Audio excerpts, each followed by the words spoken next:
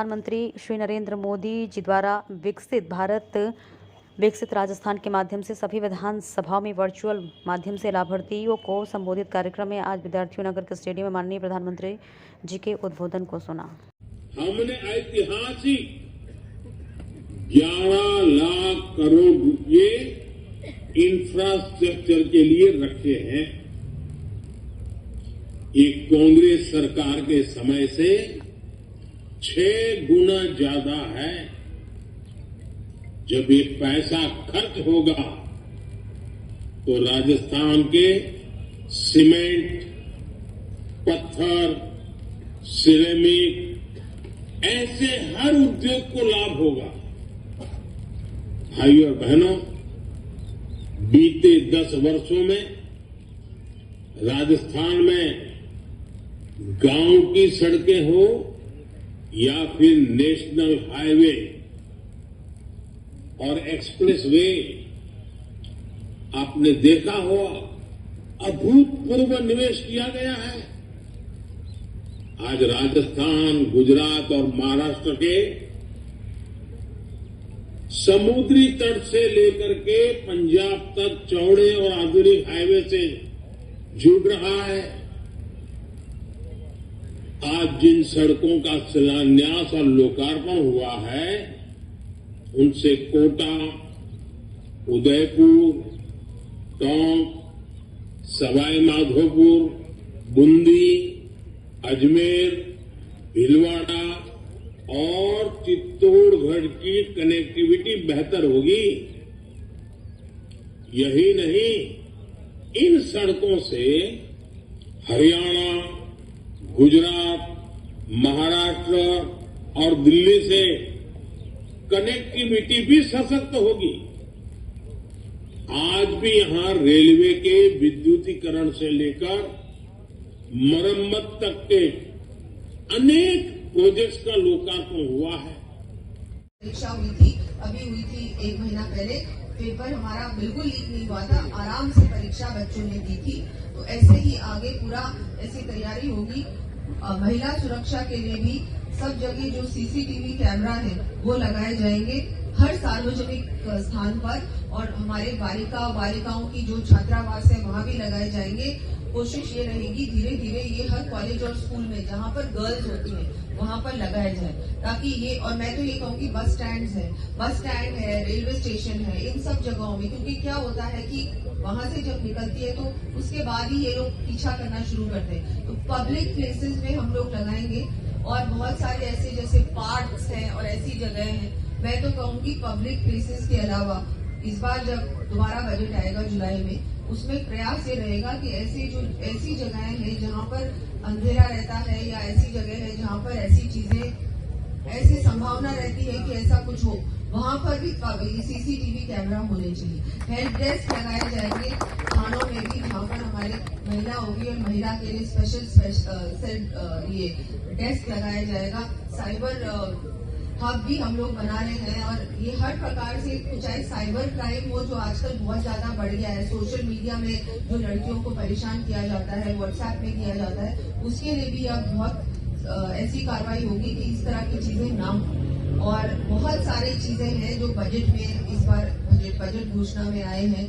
Budget में, अंतरिम budget में आप लोगों को तो पता है कि बहुत सारी चीजें इस बार हमारी सरकार ने जनता को दिए हैं। जन कल्याणकारी का जो भी हमारी योजनाएं हैं उनको भी हमने इस बार बोला ही नहीं है, इनको क्रियान्वित भी किया जाएगा। बहुत बार क्या होता है कि योजना की घोषणा हो जाती है कि ये हम लोग करेंगे, या ऐसा हो जाता है कि ये सरकार दे रही है, वो सरकार दे रही है, लेकिन सचमुच में जब देखा जाए तो वो काम होता ही नहीं।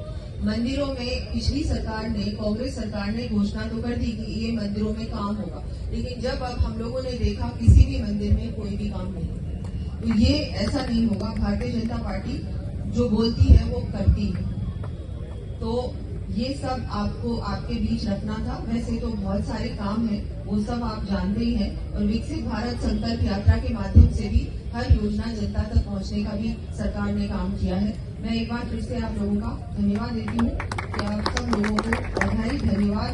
और अब जो काम ये भी, क्योंकि हमारे कार्यकर्ता हैं, आप लोग सोशल मीडिया से जुड़े हुए, अब हम सब लोगों को जो जो बजट की घोषणाएं हुई थी, बजट में बड़ी बड़ी बातें हुई, बजट में बातें तो हुई लेकिन उसका जो हमने उसको इम्प्लीमेंट भी कर दिया, वो बात भी हमको जनता तक पहुंचानी है। और सबसे बड़ा माध्यम सोशल मीडिया है, मीडिया तो है ही, सोशल मीडिया भी है, तो उसको भी आप उसका उपयोग कार्यकर्ताओं को करना है और बताना है कि ये हुआ। अभी कल ही जो मेरा मंत्रालय है PWD, उसने हमने बोला ना कि 1500 करोड़ तक की हम लोग सड़कों की घोषणा की है इस अंतरिम बजट में।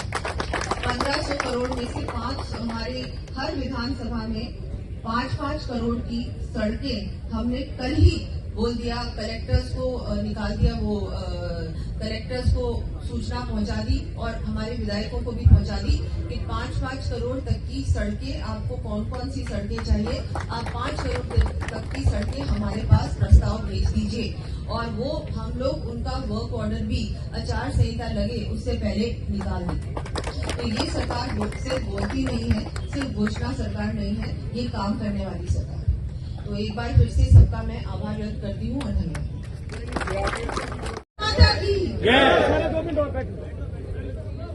सम्मानित मंच, आज हमारे माननीय प्रधानमंत्री जी द्वारा 17,000 करोड़ की परियोजनाओं का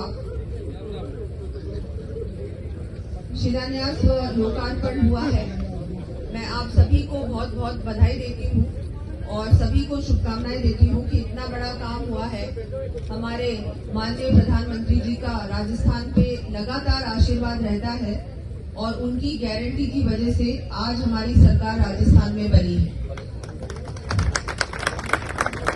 और मैं आज इसी अवसर पर हमारे माननीय मुख्यमंत्री जी श्री भजनलाल जी का भी बहुत बहुत धन्यवाद देती हूँ कि उन्होंने भी जैसे ही हमारी सरकार बनी, बिल्कुल बिना समय को पूरी तरह से समय का उपयोग किया और तुरंत, चाहे हम बात करें ERCP योजना की जो पानी की महत्वाकांक्षी योजना है, चाहे हम बात करें सड़कों की, चाहे हम बात करें गैस सिलेंडर्स की, चाहे हम बात करें लखपति दीदी योजना की, चाहे हम किसी भी योजना की अगर हम लोग बात करें, किसान सम्मान निधि की बात करें, हर योजना में तुरंत उन्होंने काम कर जिनसे मिलना था मिलकर संपर्क करके, चाहे मध्य प्रदेश सरकार से बात करनी थी, चाहे केंद्र सरकार से बात करनी थी, तुरंत उन्होंने बात भी की और काम को भी पूरा किया।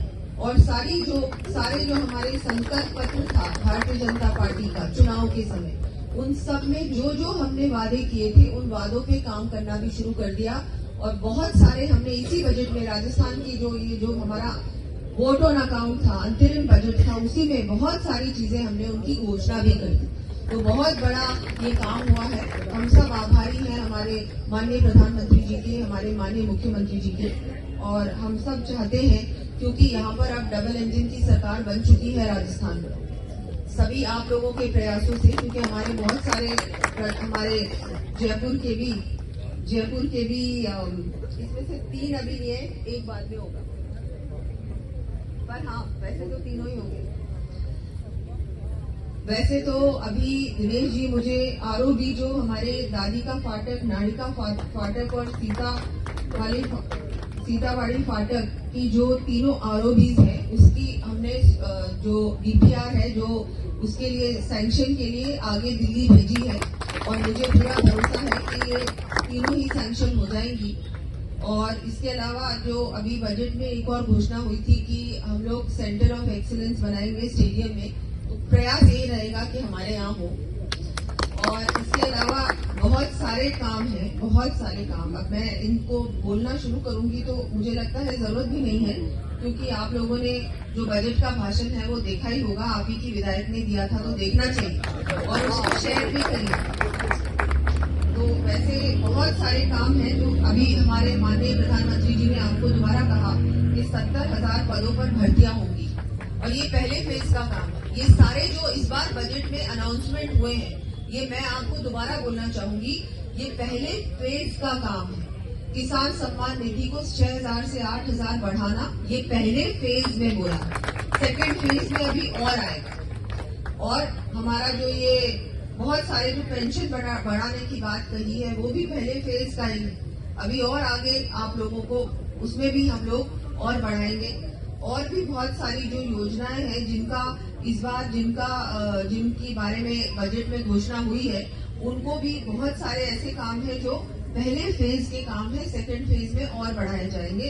हमारे जो मीसा बंदी है उनको भी हमने दोबारा से उनकी पेंशन शुरू की है, ये भी बहुत बड़ा काम है। और इस बार जो शुरू की है ना, वो ऐसे शुरू की है कि जो हमारे स्वतंत्रता सेनानी और हमारे मीसा बंदी, उनकी पेंशन तो शुरू की है, लेकिन हम लोग ऐसा अधिनियम लेके आएंगे विधानसभा में ताकि आपकी पेंशन कोई भी सरकार बंद नहीं कर सके, क्योंकि हर बार कांग्रेस आके बंद कर देती। इसलिए इस बार परमानेंट काम होगा भारतीय जनता पार्टी की सरकार।